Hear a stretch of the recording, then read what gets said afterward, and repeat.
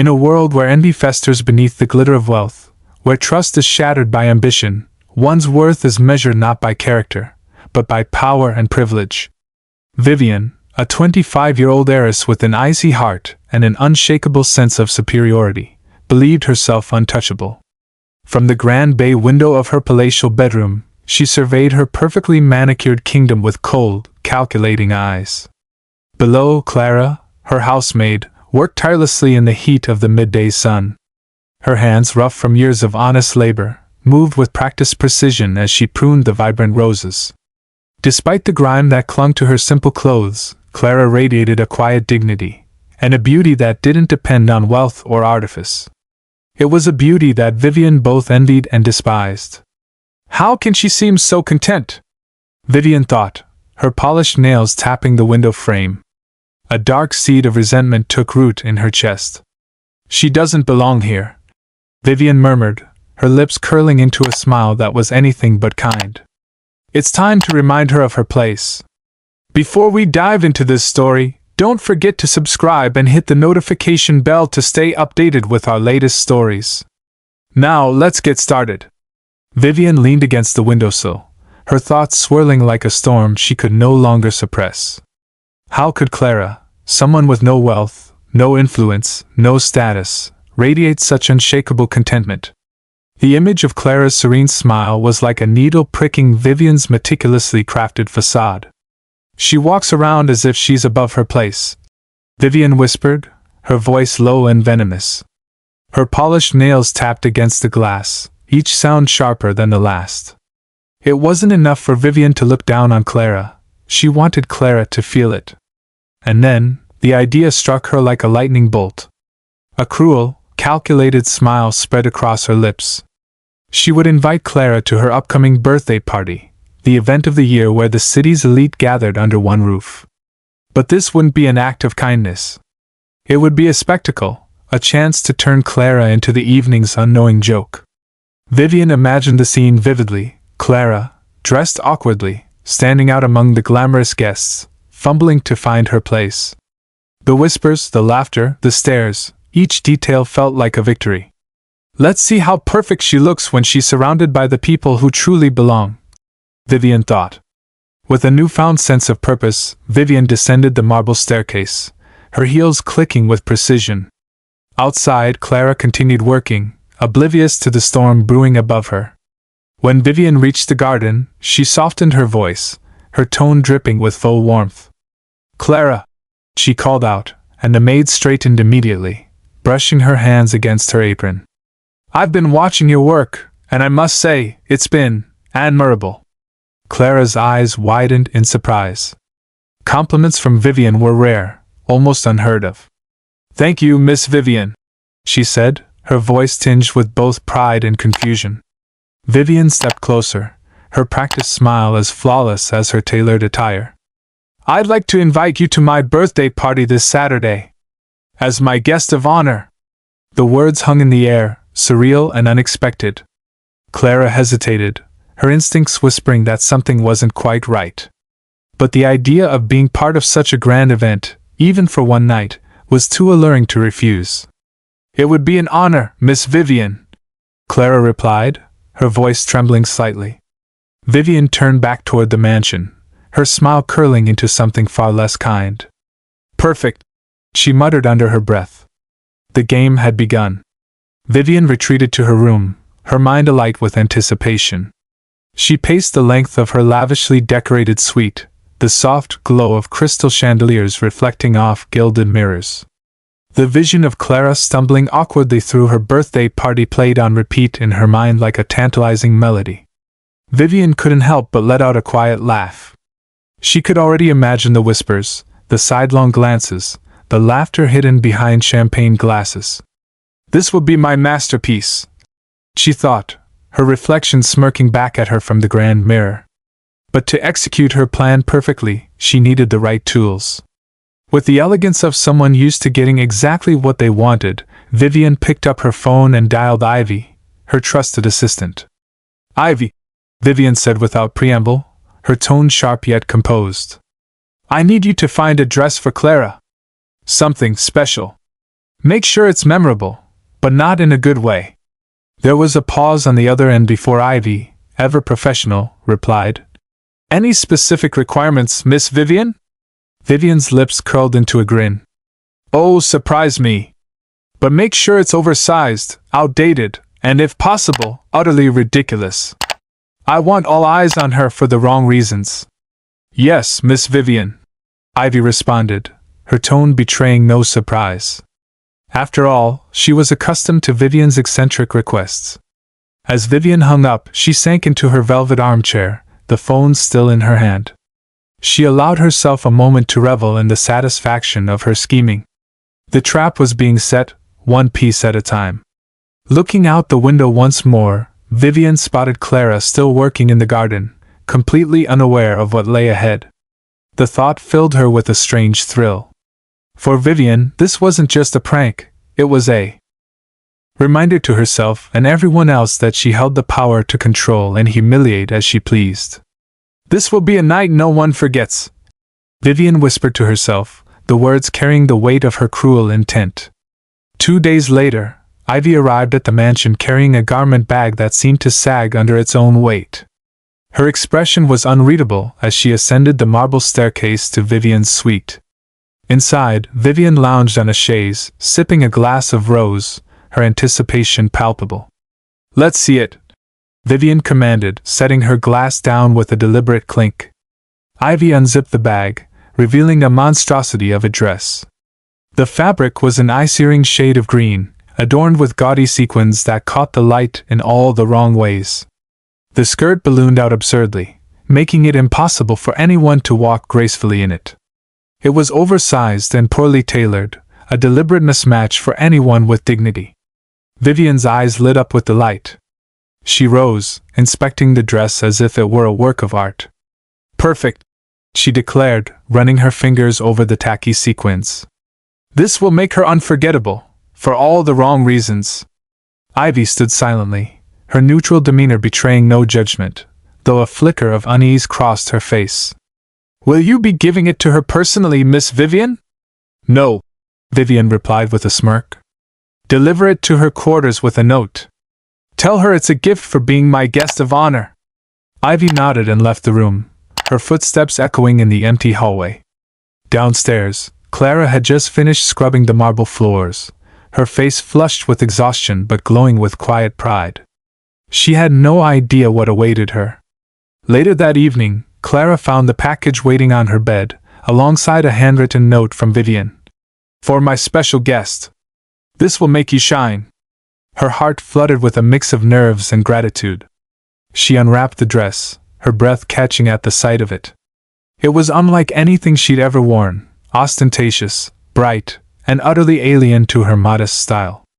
But Clara, always eager to please, convinced herself that Vivian's gesture was genuine. I must not disappoint her, Clara whispered to herself, clutching the fabric tightly. Clara held the dress in her hands, her mind swirling with conflicting emotions. It was nothing like the simple, practical clothing she usually wore. The sequins caught the dim light of her modest room, casting shimmering patterns on the walls. She turned it over carefully, tracing the seams with her fingers. Is this really for me? She whispered to herself, disbelief mingling with a cautious excitement. Vivian's note lay on the bed, its elegant script promising that this dress would make her shine. Clara's lips curled into a shy smile. No one had ever given her something so extravagant before. Yet, a small voice in the back of her mind planted doubt. The dress seemed so excessive, so unlike anything she had seen Vivian wear. Was this really a gift? Or was it something else? But Clara quickly dismissed the thought. Miss Vivian has been so kind to me, she reasoned, shaking her head. I mustn't let my insecurities cloud her generosity. She placed the dress against her body, standing before the cracked mirror propped against the wall. The reflection staring back felt foreign, almost absurd. The oversized skirt billowed awkwardly around her legs, and the glittering green fabric seemed to swallow her whole. Clara laughed nervously, adjusting the neckline with fumbling hands. Maybe it'll look better in proper lighting, she murmured. Still, a sense of unease lingered. Clara sat on the edge of her bed, staring at the dress folded neatly beside her. Memories of her life before this job, nights spent working hard, moments of triumph despite hardship, came rushing back. She had built her pride on honesty and hard work, but now, she felt out of place, as if this dress was an invitation to a world she didn't truly belong to. "I'll do my best," Clara resolved aloud, her voice steady despite her nerves. "Miss Vivian has given me this chance, and I won't disappoint her." She straightened her shoulders, trying to muster the confidence to face the evening ahead. The quiet determination in her voice was genuine, but deep down, Clara couldn't shake the feeling that something wasn't quite right. The Grand Aurora Hotel stood atop the city's tallest hill, its sparkling facade illuminated against the twilight sky. The driveway was a parade of opulence, sleek sports cars, chauffeur-driven limousines, and valets in crisp uniforms moving with mechanical precision. A sprawling red carpet led into the grand ballroom, flanked by towering floral arrangements that filled the air with the delicate scent of lilies and roses. Inside, the ballroom was a masterpiece of extravagance. Chandeliers glittered like cascades of frozen starlight, their glow casting a golden sheen over the room. Tables adorned with intricate centerpieces of orchids and crystals sparkled under the ambient lighting. Guests, dressed in couture gowns and tailored tuxedos, moved through the room with an effortless elegance, champagne glasses in hand. Vivian entered, her fitted silver gown shimmering with every step she took. Heads turned as she made her way through the crowd, her confidence commanding the attention she so craved. She smiled at passing acquaintances, exchanging pleasantries while her eyes scanned the room. Everything was perfect, just as she had planned. Whispers floated around her, snippets of admiration and envy blending into the soft hum of conversation. "She always knows how to throw a party," one guest murmured. Another added, "Vivian is the epitome of grace." Yet, amidst the glamour, there was an undercurrent of tension that only Vivian could sense. She was waiting for the moment she had orchestrated so carefully, the moment Clara would arrive. For now, she played her part flawlessly, basking in the adoration of the elite. The orchestra struck up a gentle waltz, and couples began to glide across the marble floor, their movements synchronized like a carefully rehearsed dance. Vivian took a glass of champagne from a passing waiter and leaned against one of the ornate columns, her smile widening as she anticipated the night ahead. The sleek Bentley pulled up to the hotel entrance, its polished exterior gleaming under the golden glow of the overhead lights. Clara sat inside, her hands gripping her modest clutch tightly as she gazed out the window. The grandeur of the Aurora Hotel seemed almost surreal, its towering presence dwarfing everything around it. "Just breathe," she whispered to herself, adjusting the shimmering green dress that still felt foreign on her body. She smoothed the fabric nervously, hoping it might somehow make her look less out of place. A valet opened her door, and Clara stepped out hesitantly, her heels wobbling slightly against the red carpet. The air was electric, alive with the soft hum of conversation and the flash of cameras as other guests arrived. But as soon as Clara emerged, an unnatural pause rippled through the crowd. Eyes turned toward her, first with curiosity, then with thinly veiled amusement. The dress, oversized, garish, and completely out of sync with the elegant attire around her, made Clara stand out like a misplaced ornament. Whispered comments began to circulate, some stifled behind champagne glasses, others barely concealed. "Who is that?" one guest asked, his tone dripping with disdain. "Did she get lost on her way to the circus?" Another chuckled, eliciting quiet laughter from those nearby. Clara felt the weight of their stares, the flush in her cheeks growing deeper with every passing second. She clutched her clutch tighter, her knuckles widening as she struggled to maintain her composure. From her vantage point inside the ballroom, Vivian watched the scene unfold, her heart swelling with satisfaction. This was exactly the moment she had envisioned.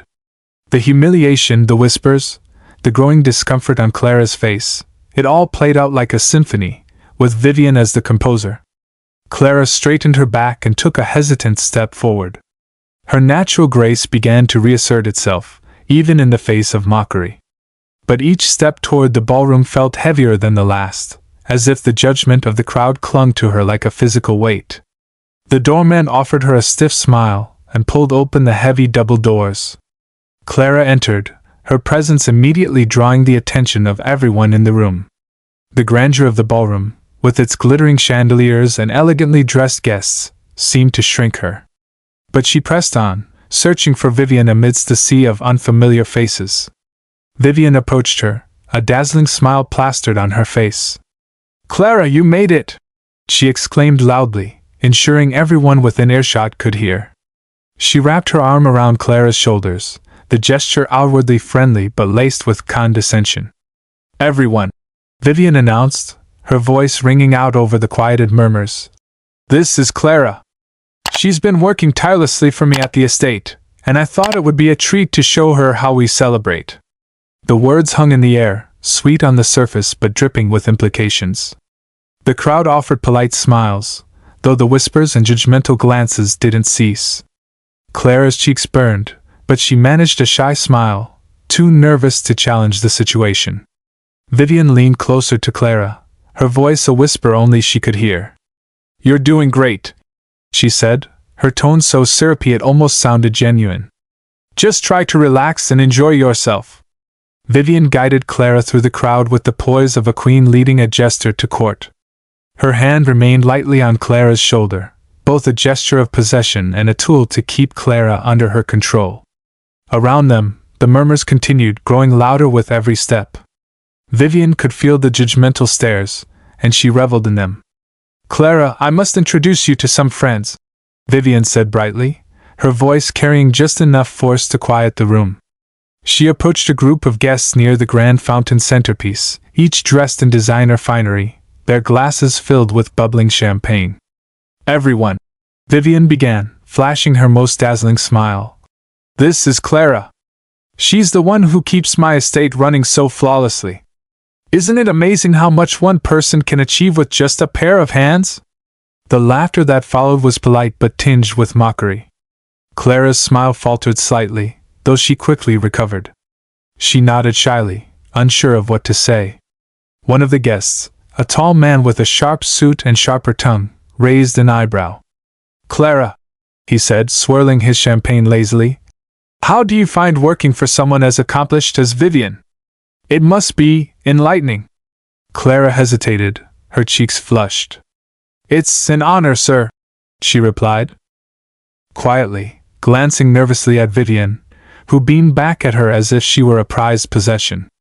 Vivian took the opportunity to interject. "She's being modest," she said, her tone dripping with full admiration. "Clara is truly indispensable. In fact, I don't think I could host tonight's event without her hard work behind the scenes." The crowd chuckled, but the undertone was unmistakable. Clara's presence was an anomaly, a source of amusement rather than admiration. Clara's unease deepened as the conversation shifted to topics she couldn't possibly contribute to: luxury yachts, international travel, and exclusive art auctions. Vivian made no effort to shield her from the conversation. Instead, she subtly ensured Clara remained the focus, gesturing toward her whenever the topic allowed. "You should see her work with flowers," Vivian remarked at one point, gesturing grandly. "She makes my garden look like something out of a fairy tale. Don't you agree, Clara?" Clara stammered. I just do my best." Her voice was almost lost beneath the laughter. As the evening progressed, Vivian's actions became bolder. She orchestrated moments that forced Clara into the spotlight, encouraging her to share anecdotes about her work, steering conversations to highlight Clara's differences rather than her qualities. Each instance left Clara shrinking further into herself, her quiet dignity worn thin under the weight of relentless scrutiny. Vivian, however, basked in the attention. To her, every laugh, every whisper was a testament to her success. She raised her glass in mock celebration, her smile never wavering. "Clara," she said at one point, her voice carrying above the room, "have you ever seen a ballroom this grand? It must feel like a whole new world." Clara's response was barely audible. "It's beautiful," she said, her eyes fixed firmly on the floor. The room's chatter quieted briefly as the grand double doors at the far end of the ballroom swung open. All eyes turned toward the new arrival, and an almost palpable wave of recognition rippled through the crowd. Theodore Devereux, the legendary investor and philanthropist, stepped inside. Tall and impeccably dressed, Theodore carried an aura of authority that commanded respect without effort. His silver hair gleamed under the chandeliers, and his sharp, observant eyes swept the room, missing nothing. His presence alone seemed to shift the atmosphere. Where there had been idle gossip and superficial laughter moments before, now there was a reverent hush. Vivian noticed him immediately, her posture straightening instinctively. Theodore wasn't just a guest. He was the guest, the kind of man whose approval could elevate reputations or shatter them. She hurriedly made her way toward him, her silver gown shimmering as she moved. "Theodore," Vivian called out warmly, extending her hand with practiced charm. "I'm so honored you could join us tonight." Theodore clasped her hand briefly, offering a polite smile. "Vivian," he said, his deep voice cutting through the noise like silk, "your events are always worth attending." His tone was courteous, but his eyes wandered past her, catching sight of Clara standing awkwardly by the fountain. His expression shifted ever so slightly, curiosity mixed with a flicker of recognition. "Who is your guest?" Theodore asked, nodding subtly in Clara's direction. Vivian followed his gaze, her smile faltering for a fraction of a second before she recovered. "Ah, that's Clara," she said with a light laugh. "She works for me at the estate. I thought it might be fun to bring someone different this year."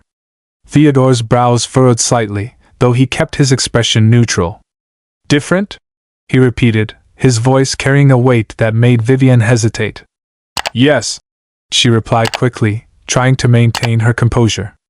"She's been helping me so much lately, and I thought she deserved a glimpse into our world."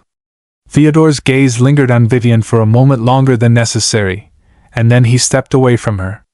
"Excuse me," he said simply, moving toward Clara. Vivian stood frozen, her confidence wavering as she watched him cross the room. The crowd parted instinctively, their murmurs soft but intrigued. When Theodore reached Clara, he extended a hand, his demeanor warm and respectful. "Clara, is it? I'm Theodore Devereux. It's a pleasure to meet you." Clara stared at him, momentarily stunned. She had seen his face in news articles and interviews, but never imagined she would meet him in person. "Ah, yes, sir," she stammered, quickly shaking his hand. "It's an honor." "The honor is mine," Theodore said with a kind smile. His eyes softened as he took in her anxious posture and the ill-fitting dress. "It takes courage to step into a place like this. I hope you're enjoying yourself." Clara blinked, unsure how to respond to such unexpected kindness. "I am," she managed, though her voice quivered. As the conversation unfolded, Vivian's chest tightened with unease. Theodore's attention was supposed to be on her, yet here he was, speaking to Clara as though she were an equal. As Theodore continued speaking with Clara, the murmurs in the room grew louder. His attention towards someone so seemingly ordinary was unprecedented, and the guests began exchanging curious glances. Vivian, standing rigid by the fountain, watched the interaction with growing discomfort. "Clara," Theodore said gently, "you remind me of someone I greatly admire. May I ask, where did you grow up?" Clara blinked, unsure of why he was asking. "I grew up in a small town a few hours from here," she answered hesitantly. "But I've been working in the city for many years now." Theodore tilted his head, his sharp eyes narrowing slightly as if connecting dots in his mind. "A small town," he mused. "And do you have a background in business, by any chance?" Clara's heart skipped a beat. How could he know that? She hesitated before replying. "I used to, before I started working for Miss Vivian." The room fell unnaturally silent as Theodore's expression shifted from curiosity to certainty. He straightened, his voice carrying an unmistakable authority. "Ladies and gentlemen," he began, addressing the entire ballroom, "I believe some of you might recognize this remarkable woman if I tell you who she truly is." Vivian's eyes widened in alarm. "Theodore," she interjected, stepping forward, "this is hardly..." He raised a hand, silencing her effortlessly. Clara, he continued, is not just a housemaid. She is the founder of the charitable organization we all know as the Quiet Hand, an initiative that has transformed countless lives. A collective gasp swept through the crowd. Clara looked down, her face flushed with both embarrassment and a quiet dignity. She started the organization from nothing, Theodore continued, his tone filled with admiration. She chose to step away from the spotlight, preferring to work humbly and directly with those in need. Her impact has reached far beyond what most of us in this room could ever hope to achieve. Vivian's carefully curated composure began to crack. That can't be true, she muttered, her voice barely audible. It is true, Theodore replied firmly, his gaze cutting toward her. I've worked with the Quiet Hand personally. Clara's contributions have not only changed lives but have inspired an entirely new standard for philanthropy. She is a force of kindness and integrity. The room erupted in whispers, guests turning to each other in astonishment.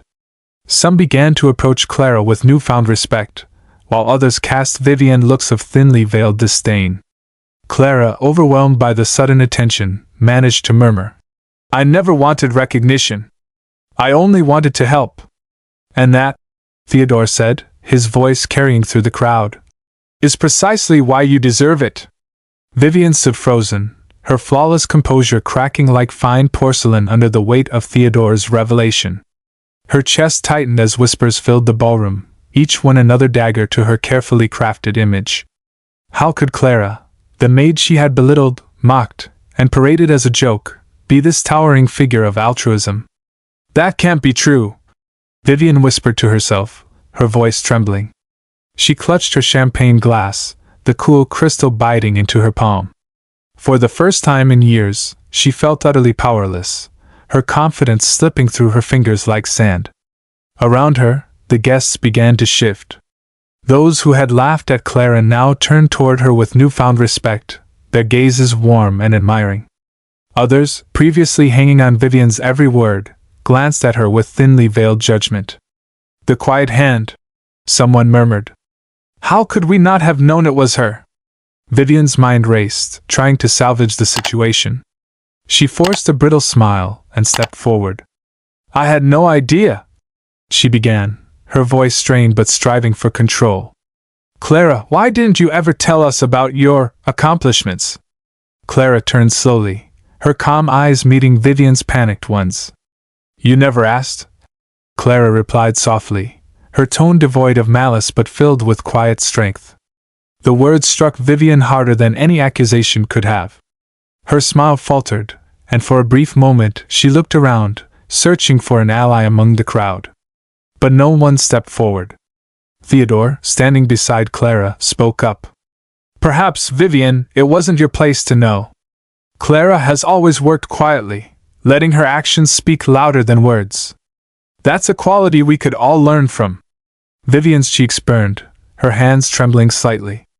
She opened her mouth to respond, but no words came. The spotlight, once hers to command, now shone squarely on Clara. As the crowd continued to gravitate toward Clara, Vivian felt herself shrinking. The grandeur of the ballroom, once a testament to her dominance, now seemed suffocating. For the first time in her life, Vivian felt what it was like to be utterly insignificant. Theodore gently guided Clara toward the center of the room, his presence offering her a quiet assurance amidst the sea of gazes now fixed on her. Clara, he said warmly, if you're comfortable, I think everyone here would benefit from hearing your story. Clara hesitated, her fingers nervously brushing against the folds of her dress. She glanced at the crowd, the judgment she had felt earlier now replaced by anticipation and curiosity. Taking a deep breath, she nodded. I never intended to be the focus of tonight, she began, her voice steady despite the tremor in her hands. But since I'm here, I suppose I should share a little about myself. The ballroom grew silent, the weight of her words commanding everyone's attention. Clara looked down briefly, collecting her thoughts before continuing. Years ago I wasn't just a housemaid, she said, her voice soft but clear. I ran a small but successful business, a flower shop. It wasn't much, but it was mine.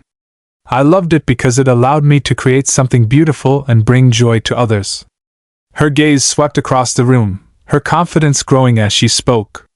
But life isn't always kind. When my mother fell ill, the medical bills were overwhelming. I sold my shop to cover her treatment, and though it wasn't enough to save her, I don't regret it. She was my world, and I'd do it all over again if I had to.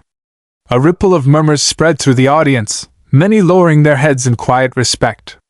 Clara paused, her voice thick with emotion, but she pushed forward. After she passed, I felt lost. She continued.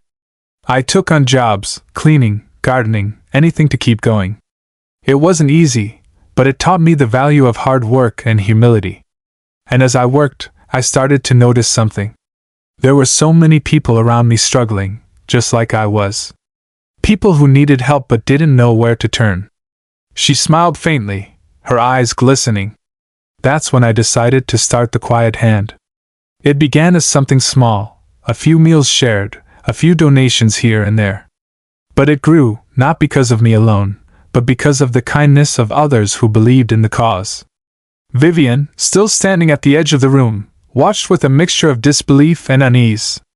Clara's words carried a sincerity that was impossible to dismiss, and for the first time, Vivian saw her not as a servant, but as a person with depth and dignity. Clara continued, her voice stronger now. I didn't choose this path for recognition. I chose it because I know what it feels like to have nothing, to feel invisible. And if I can help even one person feel seen, then everything I've been through is worth it. The room erupted into applause, the sound thunderous and genuine. Tears streamed down the faces of some guests, while others looked at Clara with a newfound respect. Theodore placed a reassuring hand on her shoulder.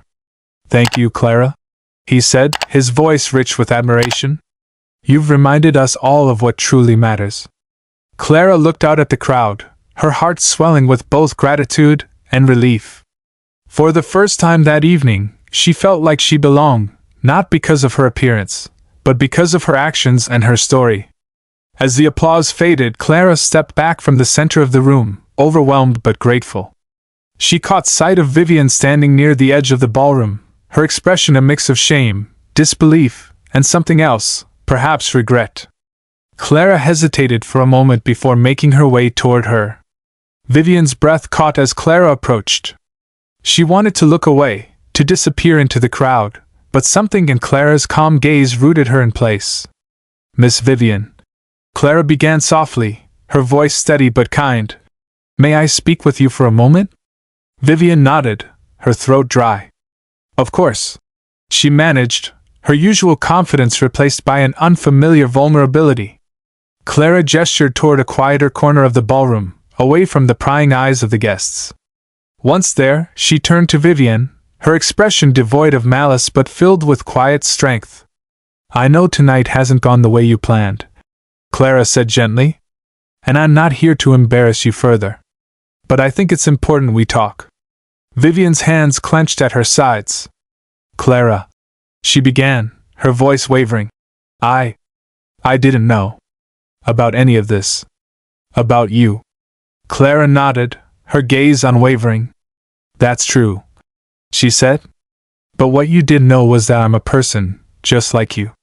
And tonight you chose to treat me as if I wasn't. The words, spoken without anger but with undeniable honesty, hit Vivian like a wave. She looked away, her chest tightening with guilt. I didn't mean. Clara raised a hand gently, stopping her. I'm not here to accuse you, Miss Vivian, she said. We've all made mistakes. I just hope you'll take tonight as a chance to reflect. To see people not for what they have or where they come from, but for who they are. Vivian swallowed hard, her usual sharp tongue silenced. You're right, she admitted, the words feeling foreign but necessary. I've been selfish, Clara. Arrogant. I thought this would make me feel powerful. But now I see how small it's made me instead. Clara offered a small, understanding smile. It's never too late to change, she said. We're all capable of more than we think, if we're willing to try. Vivian blinked, a tear slipping down her cheek. "Thank you," she whispered. "For everything. For being better than I ever was to you." Clara reached out, placing a reassuring hand on Vivian's shoulder. "We all have the power to be better," she said. "And I hope you find that in yourself." As Clara and Vivian stepped back into the ballroom, the atmosphere buzzed with a renewed energy. Theodore stood near the center, his commanding presence immediately drawing attention. He raised a hand, signaling for silence, and the murmurs faded into an expectant hush. "Ladies and gentlemen," Theodore began, his deep voice resonating through the room, "tonight has offered us more than just a celebration. It has offered us a lesson, a mirror to reflect not who we pretend to be, but who we truly are." His gaze swept across the crowd. Sharp yet kind.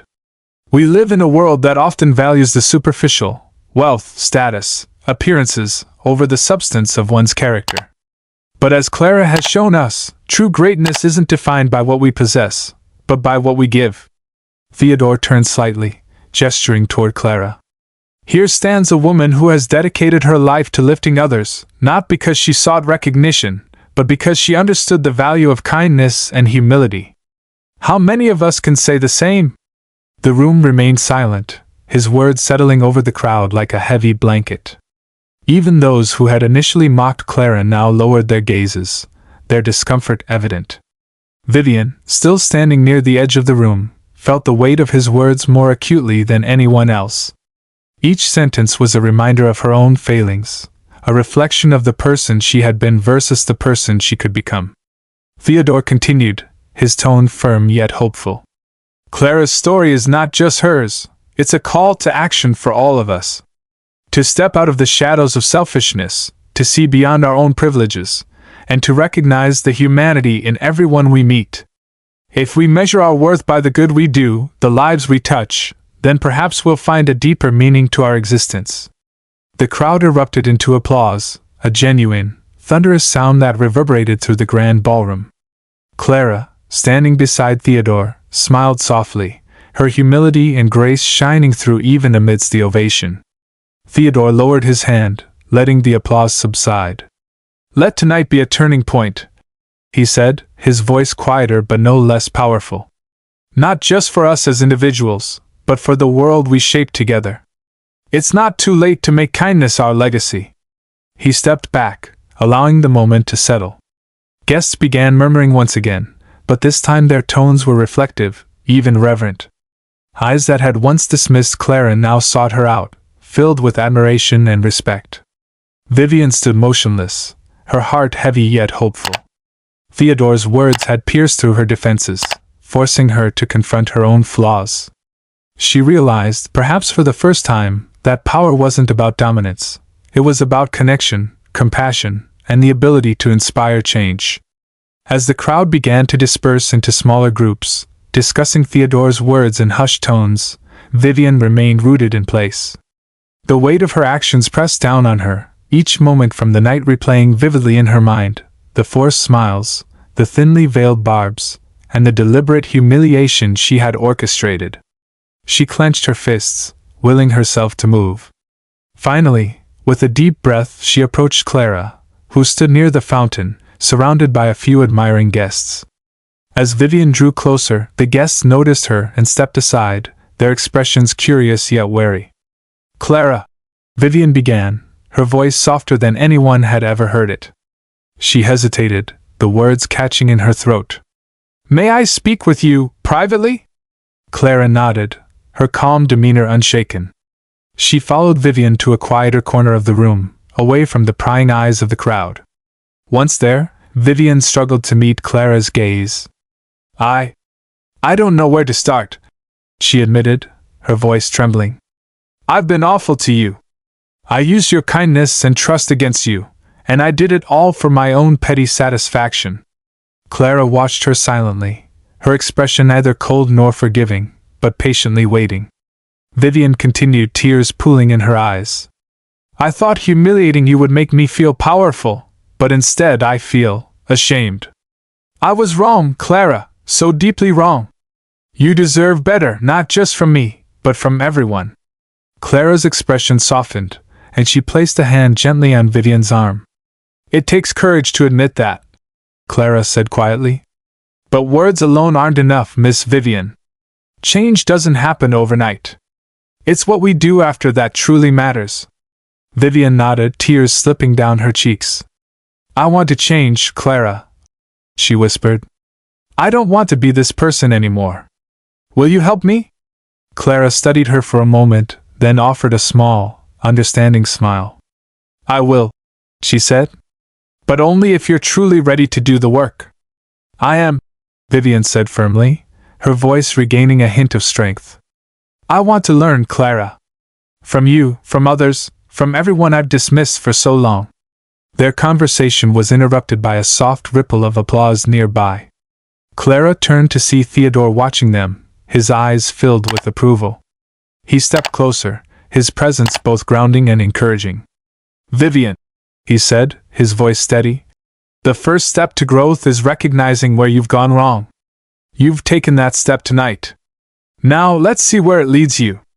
Vivian wiped her tears, her determination solidifying. She nodded to both Clara and Theodore. "Thank you," she said, her voice trembling but sincere, "for giving me a chance to be better." The next morning, sunlight poured into the grand dining room of the Willows estate. Vivian sat at the long mahogany table, her fingers absent-mindedly tracing the intricate carvings on its surface. Across from her were her parents, Margaret and Charles Willows, their expressions a mix of confusion and concern. "I need to talk to you both," Vivian began, her voice steady but tinged with hesitation. Margaret adjusted her silk scarf, her brow furrowing. "Vivian, is something wrong? The gala was a success, wasn't it?" "It wasn't," Vivian admitted, looking down for a moment before meeting their eyes. "At least, not for the reasons you might think." Charles set down his coffee cup, his sharp gaze narrowing. "What are you trying to say?" Vivian took a deep breath, her hands tightening into fists briefly before relaxing. "Last night, I realized how shallow our lives have become. We measure success by the size of our estate, the cars we drive, the exclusivity of the parties we host. But none of it means anything if we don't use what we have to help others." Margaret exchanged a glance with Charles, her voice softening. "Vivian, where is this coming from?" "From Clara," Vivian said simply. "She's been working in our home, day after day, without complaint. And yet she's done more good for this world than any of us could ever claim. She's built something extraordinary, quietly and humbly, while we've been blind to everything outside of our bubble." The words hung in the air, heavy with truth. Charles leaned back in his chair, his jaw tightening as if resisting the weight of the realization.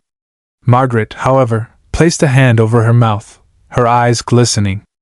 "I don't want to live this way anymore," Vivian continued, her voice gaining strength. "I want us to change, not just for appearances, but because it's the right thing to do. We have so much, yet we've given so little." Margaret reached across the table, taking Vivian's hand in hers. "You're right," she said, her voice trembling. "I've felt it too deep down, but I never wanted to face it. Maybe it's time we do." Charles exhaled slowly, his stern exterior softening as he nodded. "If we're going to change, we'll do it as a family," he said. "No half measures. We'll start by learning more about what Clara has built and finding ways to support her efforts." A sense of relief washed over Vivian, and for the first time in years, she felt truly connected to her parents. "Thank you," she said sincerely. "I want us to work together, not just to help Clara, but to give back to the community. To make a real difference." Margaret smiled through her tears. "It's never too late to be better," she said, echoing Clara's words from the night before. Charles stood, his commanding presence now tinged with a sense of purpose. "Then let's start today. Let's reach out to Clara and see how we can contribute." Vivian nodded, her heart lighter than it had been in years. This wasn't just a promise. It was the beginning of something new, something meaningful. Together, they would redefine what it meant to be a family, not just by their wealth, but by their actions. Several weeks later, the Willows estate was unrecognizable, not in its grandeur, but in its purpose. The pristine gardens that once symbolized opulence now hosted gatherings for local families, offering free workshops and meals for those in need. The vast dining hall, previously reserved for exclusive soirees, was transformed into a community space where ideas for change flourished. Vivian worked alongside Clara that morning, her hands dusted with soil as they planted fresh flowers together. There was no trace of the haughty heiress she once was. Instead, she listened attentively as Clara spoke, her admiration for the woman deepening with every passing moment. "It's not just about what we give," Clara said, her voice gentle. "It's about how we connect with others. Change starts small, but it grows when we nurture it."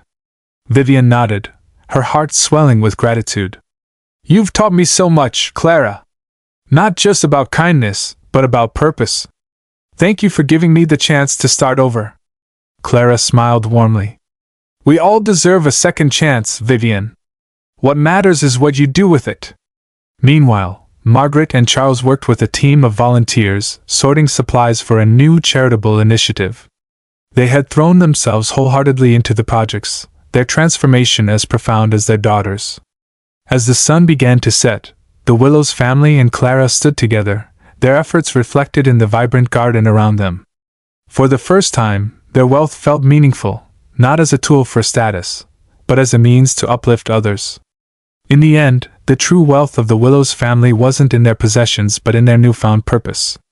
What began as a night of cruelty and humiliation transformed into a journey of redemption, humility, and hope. Vivian, once consumed by envy and arrogance, found a path toward compassion, proving that change is always possible for those willing to embrace it. Clara's quiet strength reminded us all that the greatest impact often comes from the humblest hearts. And as the Willows family learned, it's never too late to rewrite your legacy. If this story touched your heart, let it inspire you to create change in your own world. Subscribe to our channel and join us in sharing more stories that remind us of the power of kindness and redemption. Together, we can plant seeds of hope and nurture a brighter future.